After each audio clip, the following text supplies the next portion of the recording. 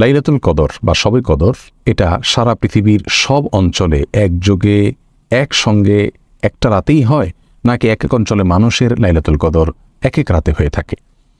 এ বিষয়ে আমরা অনেককে প্রশ্ন করতে দেখেছি। মূলত রমজানের শেষ দশকের বেজোড় রাতগুলোতে লাইলাতুল কদর হওয়ার সম্ভাবনা বেশি থাকে, আর শেষ দশকের যে কোনো রাতেও লাইলাতুল কদর হতে পারে, এটি বিভিন্ন হাদিস থেকে আমরা বুঝতে পারি। এর মধ্য থেকে 23, 27, 21 এই সমস্ত রাতের কথা যে সমস্ত বর্ণনা পাওয়া যায়, সেগুলো দ্বারা ওই রাতেই প্রতি বছর নির্দিষ্ট করে লাইলাতুল কদর হয়ে থাকে এরকম চূড়ান্ত কোনো কিছু বোঝা যায় না। যার কারণে রাসূল করিম সাল্লাল্লাহু আলাইহি ওয়াসাল্লাম রমজানের শেষ দশকের প্রতিটি রাতে ইবাদতবন্দি করতেন এবং আমাদেরকেও সেজন্য তিনি উৎসাহ দিয়েছেন যাতে করে আমরা লাইলাতুল কদর পেতে পারি। এখন কথা হলো, সারা পৃথিবীতে একযোগে একটা রাতেই লাইলাতুল কদর হয় কিনা? এর উত্তর হলো হ্যাঁ। বেশিরভাগ বা প্রায় সকল স্কলারদের মত এরকমই যে সারা পৃথিবীতে একটি রাতেই লাইলাতুল কদর হয়ে থাকে এবং সে রাতটি নির্দিষ্ট। এই রাতেই সারা পৃথিবীতে লাইলাতুল কদর হবে। হ্যাঁ, সে রাতের গমন এবং আগমন সেটা কোনো অঞ্চলের অঞ্চলভেদে সেটা আগে এবং পরে হতে পারে। যেমন কথার কথা, আজকের যে রাতটি এখন আমরা যে রাতে রয়েছি, এই রাতটি পাক ভারত মহাদেশের মানুষের জন্য বেজোড় একটি রাত, 23তম রাত কথার কথা। এই 23তম রাতে যদি এবছর লাইলাতুল কদর হিসাবে আল্লাহ সুবহানাহু ওয়া তাআলা রাতকে নির্ধারণ করে থাকেন, তাহলে এই রাতটি পৃথিবীর প্রত্যেকটা অঞ্চলে তো ঘুরে ঘুরে আসবে 24 ঘন্টার ভিতরে। এই রাতটি যে অঞ্চলে যখন আসবে, সেটা আমাদের রাত শেষ হওয়ার কয়েক ঘন্টা পরে শুরু হোক অন্য কোনো অঞ্চলে, অথবা আমাদের রাত শুরু হওয়ার আগে কোনো অঞ্চলে শেষ হয়ে গেছে, এই রাতটি 24 ঘন্টার ভেতরে যে অঞ্চলে যখনই থাকবে তখনই লাইলাতুল কদর হবে। এবং ফেরেশতাদের আগমনের কথা বলা হয়েছে, যখন যেখানে রাত হবে সেখানে ফেরেশতাদের আগমন এর বিষয়টি ঘটবে। তাহলে রাত একটাই থাকছে, সে রাতেই সারা পৃথিবীর সকল অঞ্চলে লাইলাতুল কদর হচ্ছে। তবে সে রাতটি কোনো অঞ্চলে মানুষের জন্য হয়তো বেজোড় রাত হচ্ছে, অন্য অঞ্চলে মানুষের জন্য সেটি জোড় রাত হতে পারে। এটি হলো অনেক ওলামার ব্যাখ্যা, তার মধ্যে থেকে শেখ সুলাইমান আত-তুয়াইজিরি সহ সৌদি আরবের অনেক বড় বড় স্কলারগণ এরকম ব্যাখ্যা করেছেন। এর বাইরে কোনো কোনো ওলামা একরাম অবশ্য ভিন্ন কথা বলেছেন। তারা বলেছেন যে আল্লাহ সুবহানাহু ওয়া তাআলা কোনো একটি রাত কোনো বছরের জন্য চূড়ান্ত করেছেন। কথার কথা এবছর 25তম রজনীতে লাইলাতুল কদর হবে, বিজোড় রাত 25তম রাত। সারা পৃথিবীতে যে দেশে যখন 25তম রজনী হবে, সেই দেশে তখন লাইলাতুল কদর হবে, এরকম একটা ব্যাখ্যাও আছে। যদিও ম্যাক্সিমাম স্কলারদের মত হলো যে একযোগে একটি রাতেই লাইলাতুল কদর হবে। সে রাতটি কোনো অঞ্চলে একটু আগে আসতে পারে, কোনো অঞ্চলে একটু পরে আসতে পারে, কিন্তু রাত সেটাই থাকবে। কারোর জন্য জোর হতে পারে, কারোর জন্য বেজোর হতে পারে, রাত সেটাই থাকবে এবং সেটা রমজানের শেষ দশকের মধ্যেই থাকবে। প্রিয় দর্শক, তাহলে আমরা পৃথিবীর যে প্রান্তেই বসবাস করি না কেন, আমাদের জন্য সবচেয়ে গুরুত্বপূর্ণ বিষয় হলো রমজানের শেষ দশকের প্রতিটি রাতে ইবাদতবন্দি করা, বেজোড় রাতগুলোতে বেশি করে করার চেষ্টা করা। এর মধ্যে থেকে কোন রাতে লাইলাতুল কদর হবে আমরা কেউই জানি না।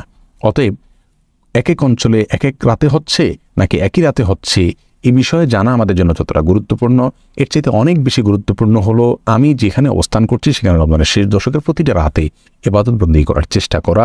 আল্লাহ তাআলা আমাদের সকলকে লাইলাতুল কদর ইবাদতবন্দি করার তৌফিক দান করুন। রমাদান কারীমের সবচেয়ে সেরা এবং শ্রেষ্ঠ অংশ হলো শেষ দশক।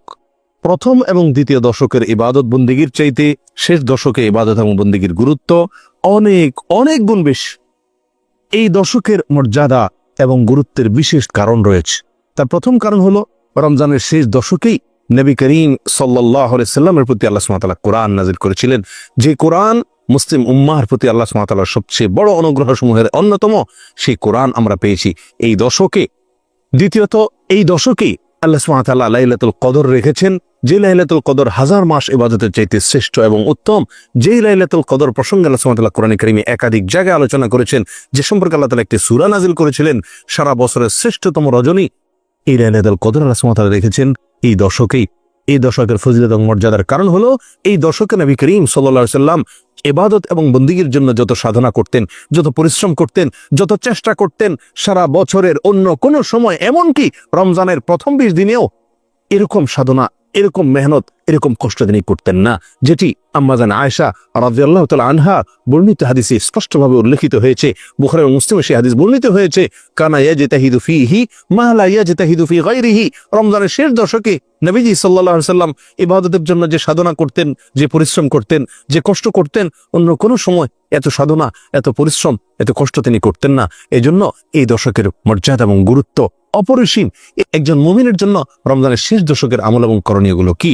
প্রিয় বন্ধুগণ, নবী সাল্লাল্লাহু আলাইহি সাল্লামের আমলের আলোকে, তার আদর্শের আলোকে আমরা 5টি আমল খুঁজে পাই এই দশকে। প্রথম নম্বর আমল হলো সারা রাত জেগে ইবাদত বন্দেগী করা, সারা রাত জেগে থাকা, জেগে যতটুকু সম্ভব ইবাদত বন্দেগী করা, বিছানায় পিঠ না লাগানো। এই 10টি রাত, শেষ দশকের এই রাতগুলোকে আল্লাহর জন্য বরাদ্দ করে রাখা, এই 10টি রাতকে আমার মুক্তির জন্য নাজাতের আশায়, আমার জান্নাত লাভের আশায়, আল্লাহ সুবহানাহু ওয়া তাআলার রহমতকে নিজের করে নেওয়ার আশায়, আল্লাহ সুবহানাহু ওয়া তাআলার কাছ থেকে মাগফিরাত লাভের আশায় এই দশকে সম্পূর্ণভাবে নির্ঘুম রাত কাটানো, এই দশকে আরামের ঘুমকে হারাম করে দেওয়া, এই দশকে বিছানায় পেট না দেওয়া। আমাদের আয়েশা রাদিয়াল্লাহু তাআলা আনহা বলেন, কানা নবী সাল্লাল্লাহু আলাইহি ওয়াসাল্লাম ইযা দাখালাল আশর আহিয়া লাইলাহ। রমজানের শেষ দশক যখন শুরু হতো, নবী সাল্লাল্লাহু আলাইহি ওয়াসাল্লাম সারা রাত জেগে ইবাদতবন্দি করতেন, একটুও ঘুমাতেন না। ওয়া আইকাদা আহলাহ। এবং 2 নম্বর আমল হলো এই দশকের পরিবারের লোকদেরকে ঘুম থেকে ডেকে তুলে দেওয়া ইবাদত বন্দি করার জন্য। নবী সাল্লাল্লাহু আলাইহি ওয়াসাল্লাম নফল আমলের জন্য, নফল ইবাদতের জন্য কখনো পরিবারের লোকদেরকে ঘুম থেকে ডেকে তুলতেন না। কিন্তু রমজানের শেষ দশকের এত বেশি ফজিলত, এত বেশি মর্যাদা, আল্লাহ সুবহানাহু ওয়া তাআলার অনুগ্রহের বাড়িধারা এত বেশি বর্ষণ হতে থাকে যে তিনি আর সহ্য করতে পারতেন না যে আমার পরিবারের লোকেরা ঘুমিয়ে থাকবে এই দশকে, তাদেরকে ডেকে তুলে দিতেন। অতএব এই শেষ দশকে পরিবারের লোকদেরকে, আশপাশের লোকদেরকে, নিজস্ব লোকজনকে ঘুম থেকে ডেকে তুলে দেওয়া, এটা হলো এই দশকের দ্বিতীয় আমল। 3 নম্বর আমল হলো এই দশকে কোমর বেঁধে নেওয়া। আমাদের আয়েশা বর্ণিত সে হাদিসে আসছে, ওয়াশাদ্দা মিযজারাহু, নবী সাল্লাল্লাহু আলাইহি ওয়াসাল্লাম শেষ দশক আসলে রমজান করিমের তিনি কোমর বেঁধে নিতেন। কোমর বেঁধে নেওয়া বলতে কি বোঝানো হয়েছে এখানে? কেউ কেউ বলেছেন এর অর্থ বেশি থেকে বেশি ইবাদত বন্দেগীর জন্য চেষ্টা করা, সাধনা করা।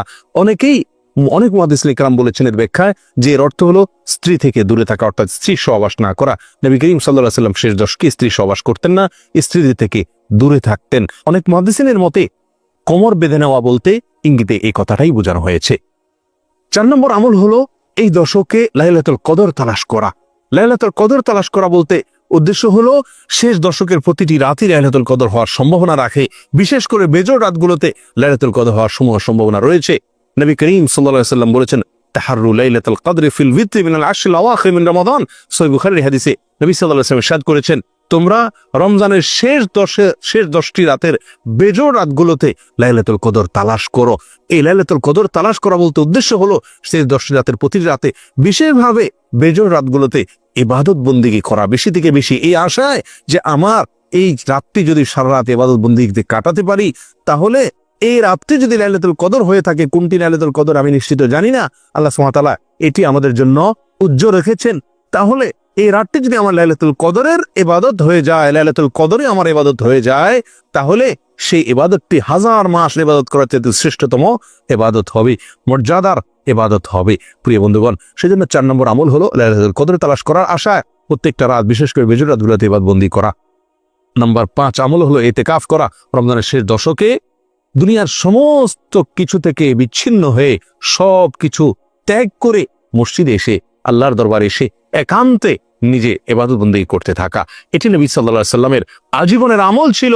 বুখারীর হাদিসে আসছে, আম্মা জান আয়েশা রাদিয়াল্লাহু তাআলা আনহা বলেন, কারণ নবী সাল্লাল্লাহু আলাইহি ওয়াসাল্লাম ইয়াতাকিফু আল আশরুল আওয়াখির মিন রমাদান হাত্তা তাওয়াফাহুল্লাহ। নবী সাল্লাল্লাহু আলাইহি ওয়াসাল্লাম রমজানের শেষ দশক আসলে মসজিদে ইতিকাফ করতেন। সারা জীবন, মৃত্যু পর্যন্ত তিনি আমলটি করে গিয়েছেন। একটি বছরও তিনি এই আমলটি ছাড়েননি তার জীবদ্দশায়। রমজানের রোজা ফরজ হওয়ার পর থেকে, প্রিয় বন্ধুগণ, যে আমলটি নবী করিম সাল্লাল্লাহু আলাইহি সাল্লামের জীবনে একবারও ছুটেনি, কোনো বছরও ছুটেনি, আমরা আজ মুসলিম সমাজের বেশিরভাগ লোক, আমাদের অবস্থা হলো সে আমলটি আমাদের জীবনে হয়তো একবারও হয়নি। কত জঘন্য বৈপরীত্য নবী সাল্লাল্লাহু আলাইহি সাল্লামের আমলের সঙ্গে। প্রিয় বন্ধুগণ, আসুন এজন্য এই আমলটির গুরুত্বকে অনুধাবন করি। এটি আমাদের সমাজ থেকে সম্পূর্ণভাবে বিলুপ্ত হয়ে যাওয়া আমলসমূহের মধ্যে থেকে একটি। আমাদের সমাজের সবচাইতে অবহেলিত আমলগুলোর মধ্যে একটি হলো এই ইতিকাফ। এটিকে পুনর্জীবিত করার চেষ্টা করি, এই ইতিকাফকে প্রতিষ্ঠিত করার চেষ্টা করি।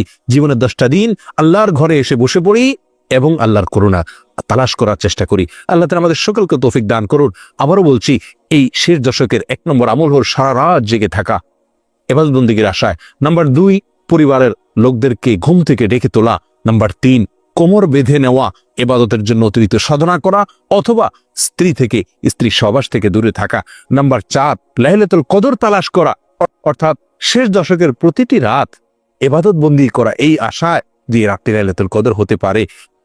এবং লাইলাতুল কদর হওয়ার আশায় বেশি বেশি ইবাদত করা। আর যদি লাইলাতুল কদর বলে মনে হয় সেই রাতটিকে, তাহলে আল্লাহুম্মা ইন্নাকা আফুউন কারীম তুহিব্বুল আফওয়া ফাআফু আন্না, আল্লাহুম্মা ইন্নাকা আফুউন কারীম তুহিব্বুল আফওয়া ফাআফু আন্না, এই দোয়াটি পাঠ করা, যেটি নবী সাল্লাল্লাহু আলাইহি ওয়াসাল্লাম আমাদের আশাকে শিক্ষা দিয়েছেন। 5 নম্বর আমল হলো শেষ দশক উপলক্ষে ইতিকাফ করা। যাদের বিন্দু মাত্র সুযোগ আছে ইতিকাফ করার, তাদের প্রত্যেকেরই চেষ্টা করা উচিত ইতিকাফ করার। প্রিয় বন্ধুগণ, শেষ দশক যেখানে সারা বছরে ইবাদতের জন্য সবচেয়ে শ্রেষ্ঠ সময়, এই দশক আমরা সবচেয়ে বেশি অবহেলায় কাটিয়ে থাকি। রমজানের প্রথম এবং দ্বিতীয় দশকে যতটুকু না ইবাদত করতে পারি আমরা বা করি, তৃতীয় দশক আসলে আমরা তার চাইতে অনেক অনেক গুণ বেশি অবহেলা করি।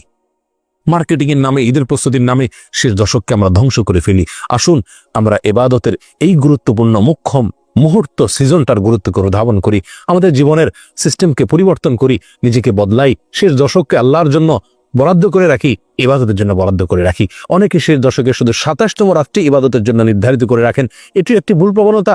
যদিও সুনান আবু দাউদের বিশুদ্ধ সূত্রে বর্ণিত হাদিসের আলোকে রমজানুল কারীমের 27তম রজনীতে লাইলাতুল কদর হওয়ার সম্ভাবনা রয়েছে বা ইঙ্গিত পাওয়া যায়, তবুও বেশিরভাগ বিশুদ্ধ হাদিসে নবী সাল্লাল্লাহু আলাইহি ওয়াসাল্লাম আমাদেরকে উৎসাহ দিয়েছেন রমজানের শেষ দশকের প্রতিটি রাত, বিশেষ করে বিজয় রাতগুলোতে ইবাদত বন্দি করা, লাইলাতুল কদর পাওয়ার আশা বিধায় শুধুমাত্র লাইলাতুল কদরের আশায় 27তম রজনীতে ইবাদত বন্দি করে আর বাকি রাতগুলোকে অবহেলায়, অলসতায় বা অন্যান্য দুনিয়াবী কাজে মগ্ন থেকে ডুবে থেকে কাটানো, এটা একজন মুমিনের জন্য আদর্শ হতে পারে না।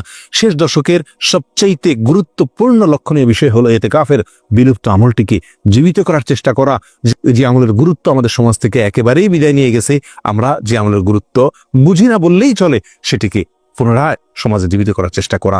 সর্বশেষ যে বিষয়টি বলবো সেটি হলো, অনেকেই মনে করেন রমজানের শেষ দশকে ওমরা করার বিশেষ ফজিলত রয়েছে। কোন হাদিস দ্বারা রমজানের শেষ দশকে ওমরা করার স্পেশাল কোনো ফজিলত নাই। গোটা রমজান মাসে ওমরার বিষয়ে নবী সাল্লাল্লাহু আলাইহি ওয়াসাল্লাম বলেছেন, উমরাতুন ফি রমাদান তা'দিলু হাজ্জাতান মাই, আমার সঙ্গে হজ করার সমতুল্য সওয়াব হলো রমজানে ওমরা করা। কিন্তু এখানে শেষ দশকে ওমরা করলে বিশেষ কোনো মর্যাদা আছে এরকম কিছু না, বরং শেষ দশকে একান্তে আল্লাহর জন্য ইবাদত বন্দেগীতে কাটানো উচিত। যদি কেউ মসজিদুল হারামে অথবা মদিনা মসজিদে নববীতে গিয়ে এই দশকে ইবাদত বন্দেগী করতে পারে, ইতিকাফ করতে পারে, সেটা সবচেয়ে ভালো সময়, সোহাগা। কিন্তু শুধুমাত্র ওমরার নামে বিশেষ করে সৌদি প্রবাসী ভাইদেরকে দেখা যায় যে অনেকেই এই দশকে ওমরার জন্য ভিড় করেন, সবচেয়ে বেশি ভিড় করে থাকেন এই দশকে আসতে এবং যাইতে। এই দশকের 2টি রাত প্রায় তারা নষ্ট করে ফেলেন, ইবাদত বন্দেগী করতে পারেন না। এটি ভুল ধারণা, বরং এই দশকে আমাদের বেশি থেকে বেশি একান্তে ইবাদত বন্দেগীতে কাটানো উচিত, কোনো সফরে বা পথে নয়, সেটা মক্কায় হোক আর নিজের বাসায় হোক। আল্লাহ সুবহানাহু ওয়া তাআলা আমাদের সকলকে এই দশকের গুরুত্ব অনুধাবন করে এটাকে আমলে আনার চেষ্টা করার তৌফিক দান করেন। এই দশক হবে আমার বছরের সবচেয়ে শ্রেষ্ঠ ইবাদতের দশক, নেক আমলের সবচেয়ে সেরা দশক, আল্লাহর কাছে যাওয়ার সবচেয়ে সেরা দশক। আমার জীবনের ইবাদতের জন্য সবচেয়ে বেশি সাধনা, সবচেয়ে বেশি পরিশ্রম হবে এই দশক। আল্লাহ তাআলা আমাদের সকলকে তৌফিক দান করুন।